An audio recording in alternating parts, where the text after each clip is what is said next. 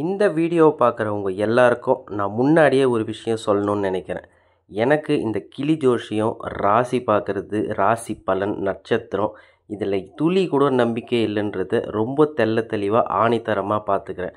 ஆனாலும் நான் ஏன் இந்த வீடியோவை இவங்கக்கிட்ட பகிர்ந்து போடுறேன்னு பார்த்தீங்கன்னா, பெரும்பாலும் நான் இவங்களை கடந்து தான் என்னோடய ஆஃபீஸுக்கும் மற்ற வேலைக்கும் செல்லுவேன். ஸோ எப்போவுமே வெயிலில் இருக்காங்களே, நம்ம மற்றவங்களுக்கு உதவி செய்யணும்னு நினைக்கிறோமே, ஏன் இவங்களுக்கு செய்யக்கூடாதுன்னு நினச்சி இவங்களுக்கு மதிய உணவை நம்ம வாங்கி கொடுத்தோம். வாங்கி கொடுத்துட்டு நம்ம கிளம்பலான்னு நினைக்கும் போது வந்த யோசனை தான், 10 கிளி ஜோசியமும் கைராசி பார்க்குறவங்களும் இருக்காங்களே, நம்மக்கிட்ட இருக்கிறதோ ஒரே கை, நம்மக்கிட்ட பார்த்துட்டு ஒரே விஷயத்தை தான் எல்லாரும் சொல்லுவாங்களா, இல்லை ஒவ்வொருத்தரும் ஒவ்வொரு விஷயத்த சொல்லுவாங்களான்ற ஒரு எதிர்பார்ப்பில் தான் நம்ம இந்த எக்ஸ்பெரிமெண்ட் பண்ணோம். ஸோ அந்த வகையில் நம்ம முதல் சந்தித்தது இந்த அக்காவை தான். என்னக்கா இன்னெல்லாம் பார்க்குறீங்க, நமக்கும் அந்த ஜோசியத்தை பார்ப்பீங்களான்னு நம்ம கேட்டும் போது, வாப்பா தம்பி வந்து உக்காரு, நான் 3 விதமான ஜோசியத்தை பார்க்குறேன், உனக்கு என்ன பார்க்கணும் முதல் சொல்லுப்பான்னாங்க. நான் திருப்பி அவங்கள கேட்டது அந்த 3 விதமான ஜோசியம் என்னன்னு சொல்லிட்டு தான். ஒன்று கைரேகை, இன்னொன்று இந்த சோடி போட்டு பார்க்குறது, 3வது கிளி ஜோசியம்னு சொன்னாங்க. சரி நம்ம 3த்தையுமே பார்த்துடலாம், எனக்கு 3மே பாருங்கக்கான்னு சொல்லிவிட்டு நம்ம முதல்ல கேட்டது இந்த கிளி அந்த கார்டு எடுக்கிற ஜோசியத்தை தான், கிளி ஜோசியம். சரி இந்த 3த்துக்கும் எவ்வளோ செலவாகும்னு கேட்டு காசு கொடுக்கலான்னும் போது, கிளி ஜோசியத்துக்கு 50 ரூபா, கைரேகை பார்க்கணுன்னா 101 ரூபா, சோடி போட்டு கேட்கணுன்னா 20 ரூபான்னு சொன்னாங்க. சரி நம்ம 3த்துக்குமே காசு கொடுக்கலாம், அந்த கிளியை கொஞ்சம் வெளியே வர சொல்லுங்கன்னு சொல்லிவிட்டு நம்ம ஸ்டார்ட் பண்ணோம். நம்ம பேர், வயசு இந்த மாதிரி சின்ன சின்ன டீட்டெயிலெலாம் கேட்டுக்கிட்டாங்க. சொல்லிவிட்டு அந்த கிளியை வர சொல்கிறாங்க. அதில் தான் ட்விஸ்ட்டே, கிளி வரவே மாட்டேன்து. எவ்வளவோ கூப்பிட்டு பார்த்தாலும் அந்த கிளி கடைசி வரைக்கும் வரலை. சரி விடுங்கக்கா, அதை ஏன் கஷ்டப்படுத்துறீங்க, ஒரு வேளை அந்த கிளி கண்டுபிடிச்சிச்சோ, நம்ம எல்லாருக்கிட்டேயும் போய் இந்த எக்ஸ்பெரிமெண்ட்டை தான் பண்ண போகிறோன்னு சொல்லிட்டு மனசில் நினச்சிட்டு, சரி கிளி வேணாக்கா, அடுத்து நீங்கள் தான் இருக்கீங்களே, நமக்கு இந்த கை ஜோசியம் பாருங்கன்னு சொல்லிவிட்டு நம்ம கையை அவங்கக்கிட்ட நீட்டணும். ஆனால் கை ஜோசியம் நான் அப்புறம் சொல்கிறேன்ப்பா, முதல்ல உன் கையை காமி, இந்த சோழியை உருட்டு அப்படின்னு சொல்லிவிட்டு என்னை 3 வாட்டி போட சொன்னாங்க. அதுக்கு முன்னாடி உனக்கு என்ன நம்பர் பிடிக்கும், உனக்கு என்ன கலர் பிடிக்கும்னு சொல்லிவிட்டு திருப்பி ஒரு சின்ன டீட்டெயிலாக அவங்க கேட்டு வச்சுனாங்க. இன்னொன்று சொல்ல மறந்துட்டேனே, உனக்கு என்ன பூ பிடிக்கும்ன்ட்டு கேட்டாங்க. ஸோ எல்லாருக்கும் பொதுவாக டக்குன்னு ஞாபகத்துக்கு வர மாதிரி நான் 5ன்ற நம்பர் சொன்னேன், ரோஜா பூன்னு சொன்னேன். நான் 3 வாட்டி சோழி போட சொன்னாங்க. அது என்ன விழுந்துச்சு நம்மளுக்கு அந்த சுத்தமாக அந்த டீட்டெயிலே தெரியல, இருந்தாலும் அவங்க சொல்கிற மாதிரி போட்டோம். அதுக்கப்புறம் நம்ம கையை காமிச்சு சொல்ல ஆரம்பித்தாங்க. ஒரு 3 நிமிஷம் நீங்கள் அப்படி இப்படி அது இது எல்லாமே மிக்ஸ் பண்ணி அவங்களுக்கு என்னென்ன நினச்சாங்களோ எல்லாத்தையும் நமக்கு சொன்னாங்க. இது பெரும்பாலும் பார்த்திங்கன்னா அவங்க என்ன சொல்கிறாங்களோ, நம்ம வாழ்க்கையில் எதனா நடந்துச்சுன்னா அதை நம்மளாக ஃபில் இன் த பிளாங்க்ஸ் பண்ணிக்கிற மாதிரி தான் இவங்க சம்பவம்லாம் இருந்துச்சு. ஸோ திடீர்னு நீங்கள் வந்துட்டு இந்த மாதத்தில் ஏதோ ஒரு பிரச்சனை வரும் அப்படின்னு சொன்னாங்கன்னா, நம்மளே ஒரு பிரச்சனையை வந்து அந்த ஃபில் இன் த பிளாங்க்ஸில் சொருவிப்போம். ஸோ உங்களுக்கு அடுத்த மாதம் ஒரு நல்லது நடக்க போகுதுன்னு சொல்லிச்சுன்னா, நமக்கு எதனா நடக்க போகிற நன்மையை நம்மளாக ஒரு ஃபில் இன் த பிளாங்க்ஸில் போட்டுப்போம். ஸோ இதுதான் பெரும்பாலான மக்களுக்கு நடக்குதுன்னு சொல்லிட்டு நான் நினைக்கிறேன். ஸோ இதெல்லாம் அக்கா ஃபைனலாக நமக்கு எல்லாமே சொல்லி முடிச்சுட்டு அந்த கிளியை திருப்பியும் கூப்பிட்டாங்க.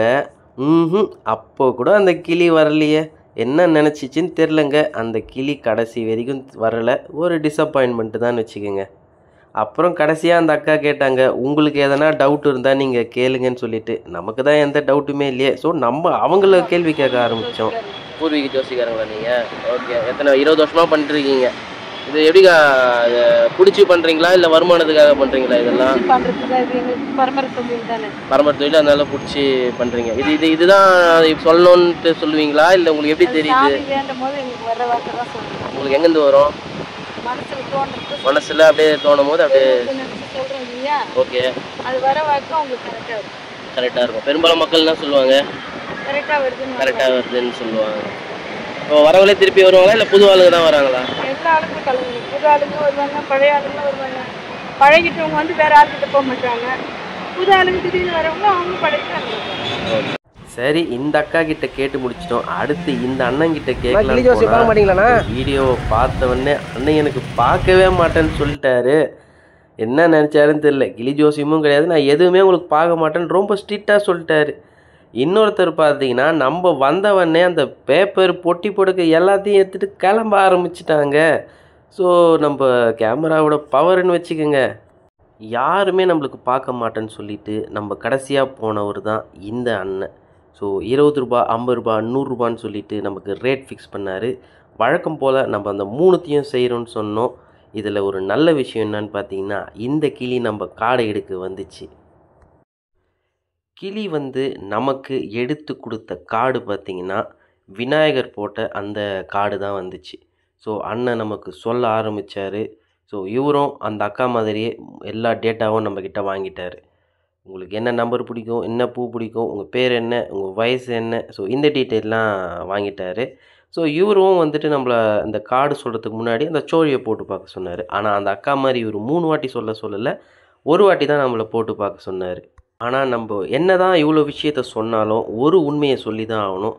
கிட்டத்தட்ட இந்த அண்ணனும் அந்த அக்காவும் சிமிலராக தான் சொன்னாங்க. ஒரு 60-70% மேட்ச் ஆச்சுன்னு கூட வச்சுக்கலாம்.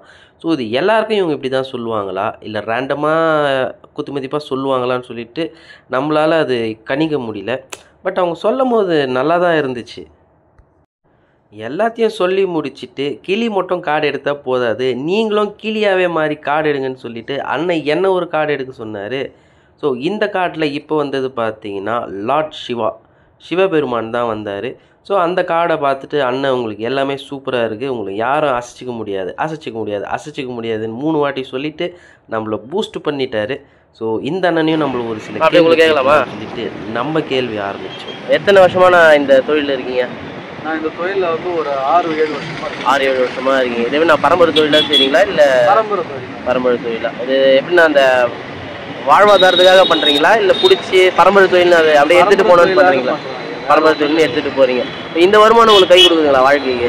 ஏதோ ஜோசியம் பார்க்கறதுனால ஏதோ ஒன்று அப்படி போயிட்டு இருக்கு. ஒரு நாளைக்கு எவ்வளோ தோராயமாக சம்பாதிப்பீங்க? கை ரேக்கன்னு பார்த்தாங்கன்னா 100 ரூபாய் 50 ரூபாய். இல்லை ஒரு நாளைக்கு ஒரு 300 ரூபாய் இல்லை 400 ரூபா வரும். மாதத்துக்கு 10,000 ரூபா சம்பாதிப்பீங்க. அப்படின்னா இல்லை.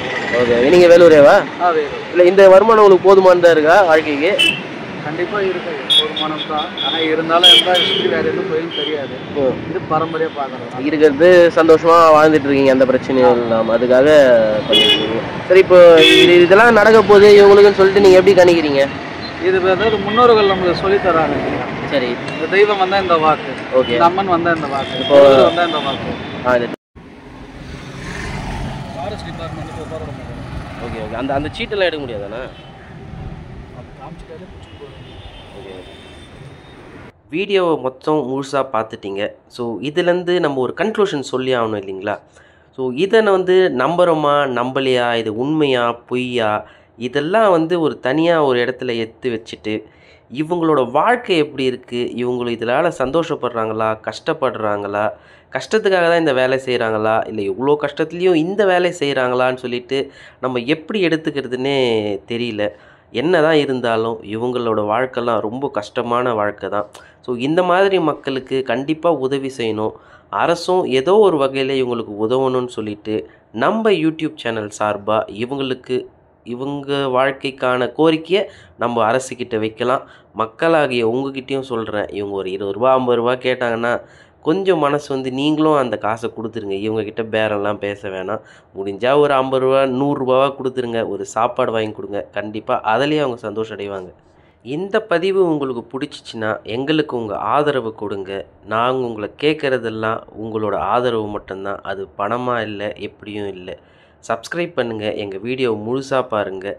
நீங்கள் பார்க்குற ஒவ்வொரு வீடியோவும் எங்களுக்காக பணமாக மாறும். அந்த பணத்தில் நாங்கள் எல்லா மக்களுக்கும் செய்யணுன்றது தான் இந்த சேனலோட நோக்கமே.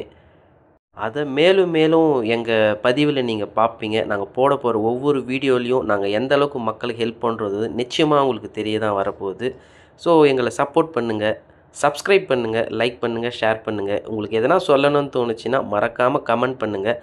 இந்த மாதிரி சிறு சிறு வியாபாரிங்க, ஸ்ட்ரீட் வெண்டார், இந்த மாதிரி சின்ன சின்ன அளவில் பண்ணுறவங்க யாருக்குன்னா உதவி செய்யணும்னு நினச்சாலும் கமெண்ட் பண்ணுங்கள். எங்களை தொடர்பு கொண்டீங்கன்னா எங்களால் முடிஞ்ச உதவியை நிச்சயமாக நாங்கள் செய்வோம். தமிழ் வணக்கம்.